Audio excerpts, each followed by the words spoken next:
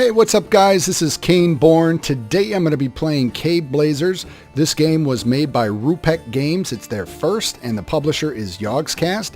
You may have heard of Yogscast from their YouTube channel. This is actually their parent company, which is branching out into publishing games, and this is their first game that they published.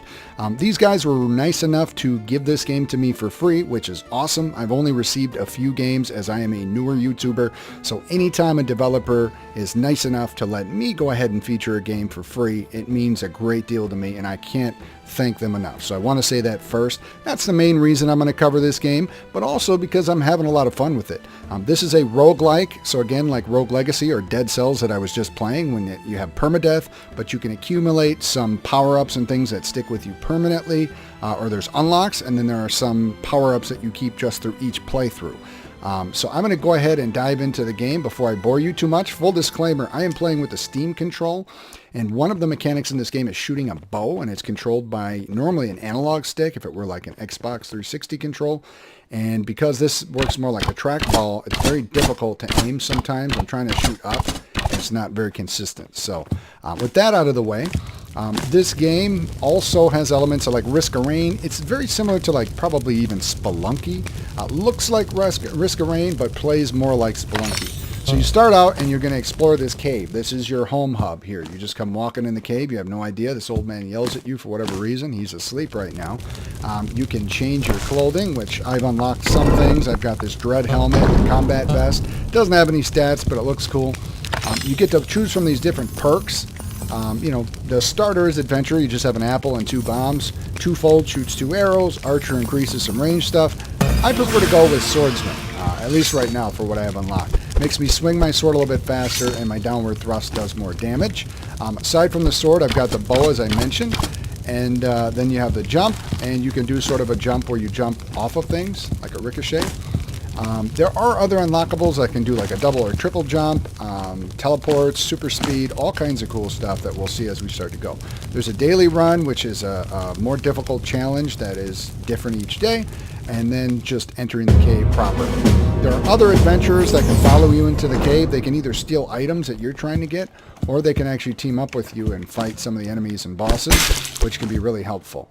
The combat and everything, the movement and just gameplay in general, seems like it's really simple, but it just like Spelunky, you very quickly can get overwhelmed and die.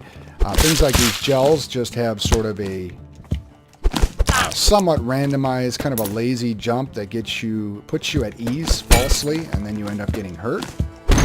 Things like the bats kind of hide on the top of the cave, and then they make their move. They'll do this little flash thing sometimes, and then they do a rush, so that can catch you off guard once in a while. Health is your main resource. I should mention the blue blob that just attacked me. Anytime you see these, as soon as they see you, they're going to dive towards you. If they do get near enough to do damage, they will explode and kill you, so you've got to try to trick them. These orcs are very hyper-aggressive and tough, so you want to kill them quick. The trick I use is just to kind of run back and forth and strafe, since there's not really a roll like Dead Cells or Dark Souls. When you start taking damage like I just did there, it sucks, because very quickly you'll run out of health, and health power-ups are far and few behind. Far and few between. Sorry. You're going to want to explore as much as possible. The jars you see me keep breaking, usually you'll get gold out of. Chests are usually money or some other stuff that's not as important. Well, from what I've seen, these boxes are usually the best. Because a lot of times they're your best chance to get food, and food is going to give you your health back, and that seems to be the most valuable resource. I'm not sure what the deal with these guys are, those little spooksters or whatever. They remind me in Mario 2, those guys that were called spooks.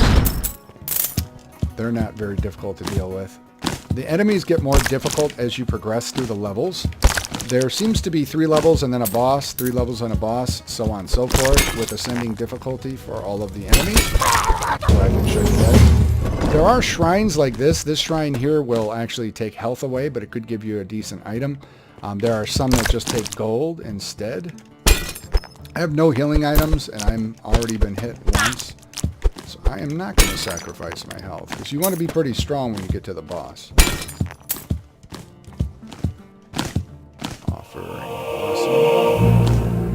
Potions can be sacrificed at shrines to reduce costs by 20%. Okay. This is a shrine, by the way, so certain things allow you to drop items on those shrines and do things like what that just said. And very quickly, a good run can turn bad. Now, this is a shrine that costs gold. We're going to buy it. And it's max health. That's what I was hoping for. And then I'll show you a couple of additional bosses, too, so you get a better idea of the gameplay. Oh, cool. I just picked up a special. I got a poison sword that I got to switch out for my regular sword. And then I picked up a special that when I hurt people, I get some of my health back. This little guy right here is a friendly helper, which is a good thing. And that was some kind of a tough mob that I've never seen before. Oh shit, don't die. I want my buddy to die. Hand cannon. That sounds fun. Okay. More my style.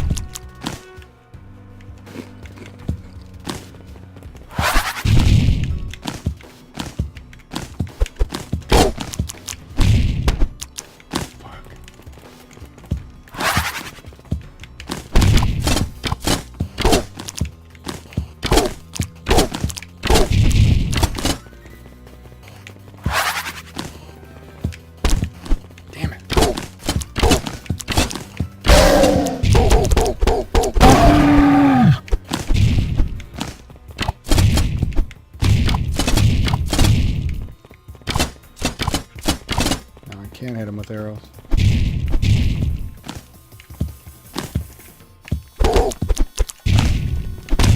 Damn it.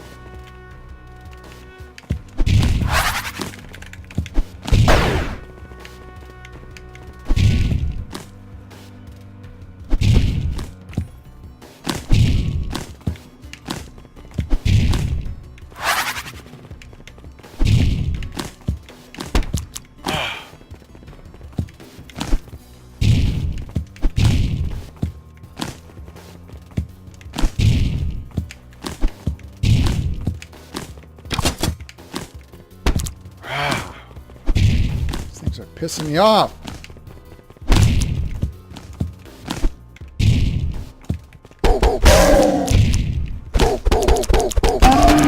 Yes!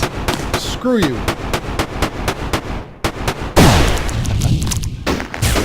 All right.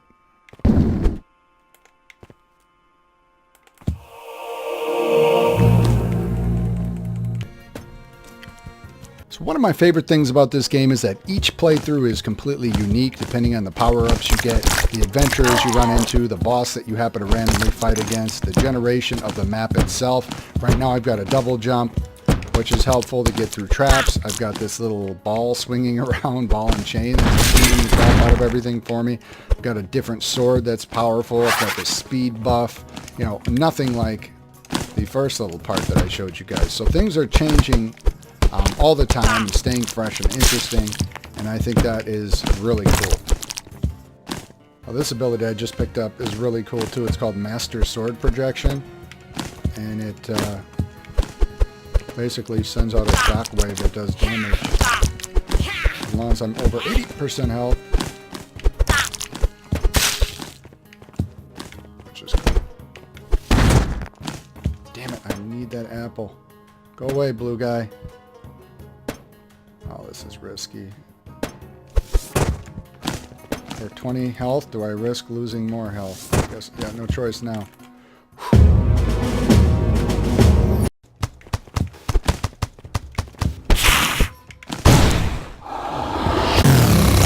God. Yes, I did just jump into his ray.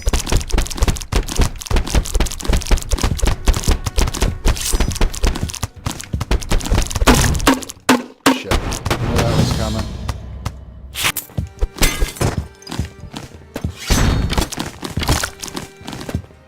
Go, friendly. Alright, Opulent Blessing. Blessing of Generosity. Change. Over that.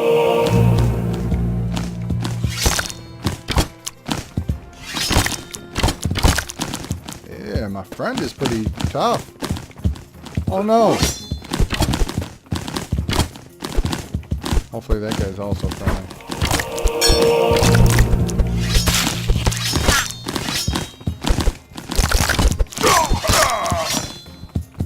A lot of times the adventurers will fight each other.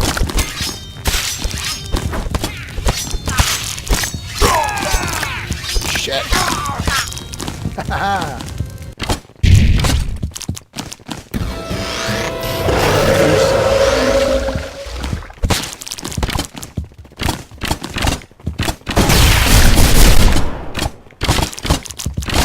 I don't like this one because I'm not real good with my bow. It's control. There's 3 of us.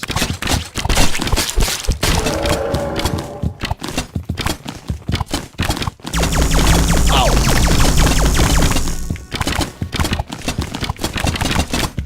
Come on. Get this moon jelly bastard.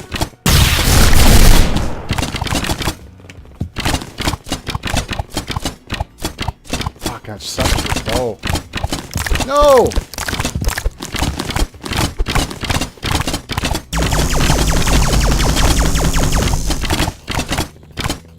They're doing all the work for me. There's a different boss, no matter what level you're on. Even if you keep doing the first, there'll be different bosses each time.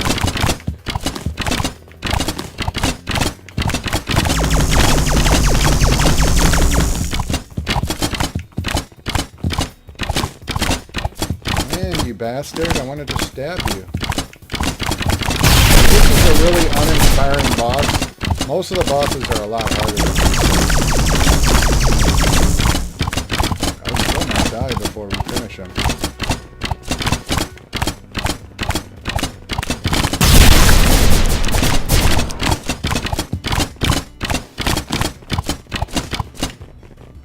Oh god. Ah! It's coming for me!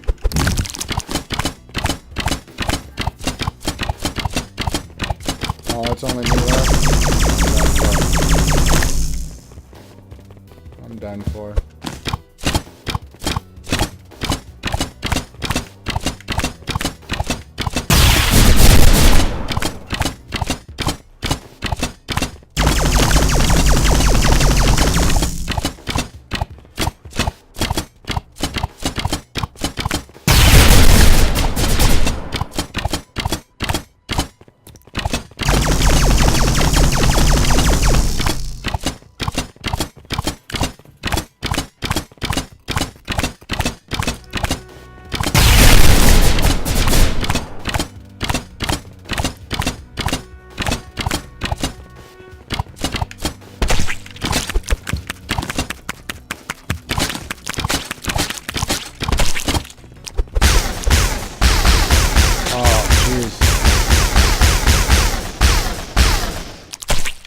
Didn't think that was going to happen as bad as I was doing. Alright guys, so this has been Caveblazers. I hope you enjoyed this sort of sneak peek slash review slash let's play, whatever you want to call it. I thoroughly enjoy the game. Final verdict, I definitely think it's worth $10 if you like this style of gameplay, but you have to be into this style of gameplay. The graphics aren't amazing, but they're serviceable for what's presented. There's tons of variation, tons of replay. It's challenging, and the game is just really fun. And then the last thing is you can kind of take a look at your stats here and kind of keep track of all the cool stuff you're doing. There's a bunch of achievements to unlock, and you get cards in the Steam store. So thank you guys so much for joining me at this view of Caveblazers. For my regular subscribers, I apologize that I have been a little inconsistent just this week. Nothing crazy. I usually do a video every other day. It's been about 4 days since I posted a video. I had a really rough week. I had a minor toe surgery, which then ended up sort of infected. I had a high fever for a couple days. I was really out of commission, even missed some work. So wasn't feeling well at all, and just wasn't playing video games or doing anything. But I should be back on track now. Tomorrow I hope to release an Elder Scrolls Online video dealing with the research system. So thank you guys so much for checking out the channel. If this is your first time here, please consider subscribing. Thank you guys.